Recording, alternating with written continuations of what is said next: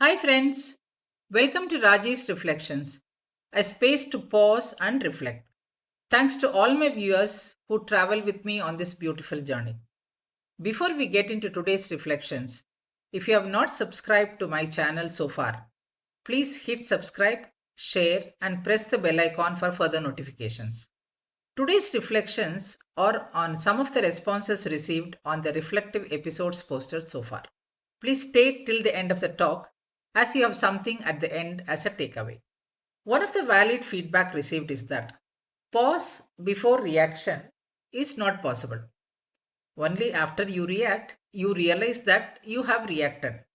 For example, if a child comes running with outstretched hands to hug me, I also reach out, rather react instinctively and hug the child as it is a normal reaction for anyone, mainly for humans.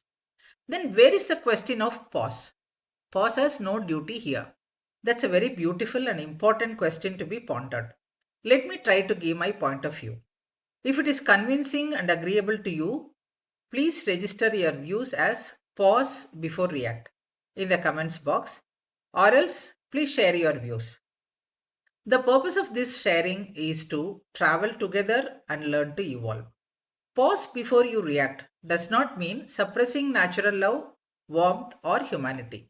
It only means creating conscious awareness before unconscious reactions that arise out of hurt ego or as a habit. First, we should understand the difference between a response and a reaction. The key difference between these two, that is, the response and a reaction, lies in the thoughtfulness and intention behind each action. When a child runs to you with outstretched arms and you hug instantly, there is no inner conflict in that reaction, no ego to defend, no fear to manage. It flows from natural love.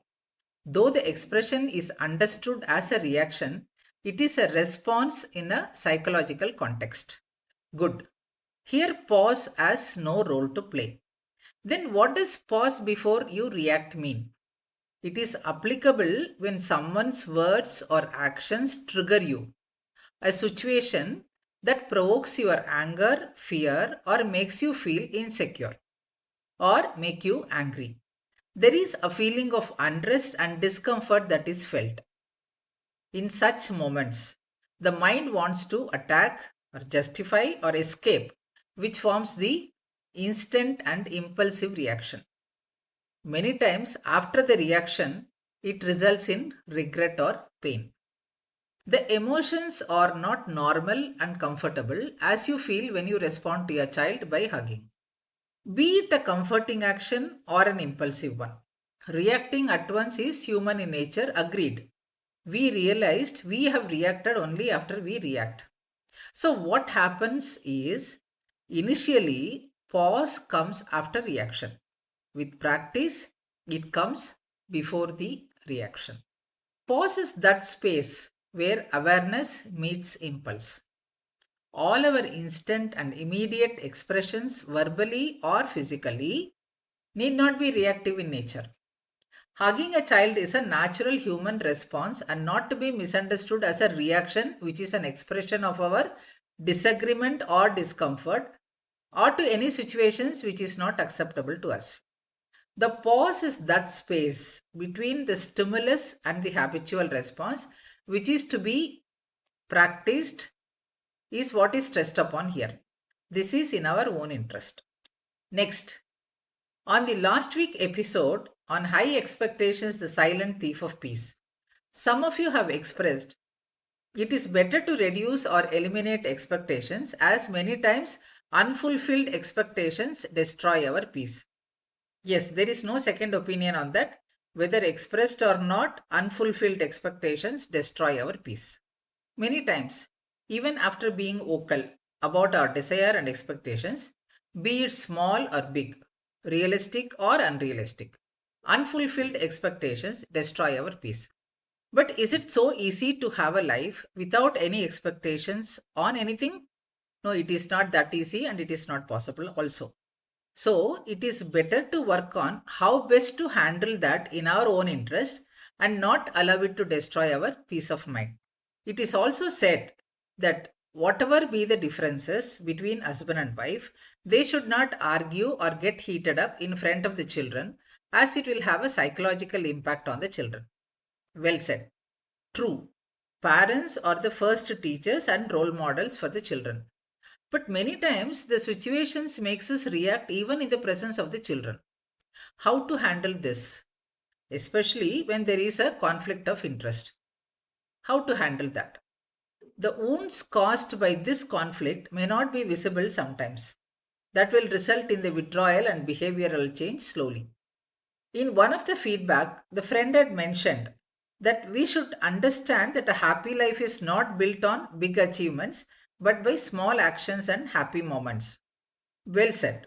But then, how to work on my big ambitions? Dr. Kalam said, think big. One other motivator said, unless you desire, you cannot achieve. And to live happily and comfortably, you have to be successful in life. Does this not contradict? Does this not become a vicious circle? Here is a catch.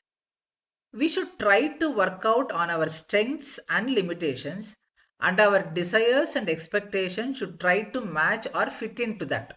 Still, if there is an air of discomfort and pain felt, in the interest and the welfare of the family and children, both husband and wife have to communicate with mutual respect and understanding to sort out the issues.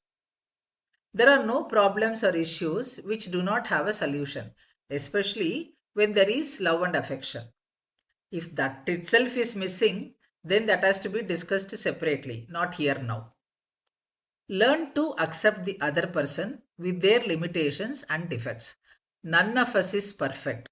The pain inflicted by invisible wounds can never be seen, but it requires understanding the change in behavior, is the voice of the feedback received. The key word to be worked out here is understanding the change in behavior. The moment this awareness takes place among the persons in conflict, be it husband and wife, friends, professional relationships, whatsoever, slowly the tight grip or the frozen shoulders get loosened. Here I wish to add one more requirement. Apart from understanding, acceptance, working for a smoother and healthier relationship is important.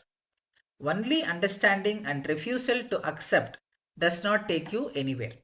With the increasing level of intellectualism, financial independence, and sense of freedom, our ego is well fed.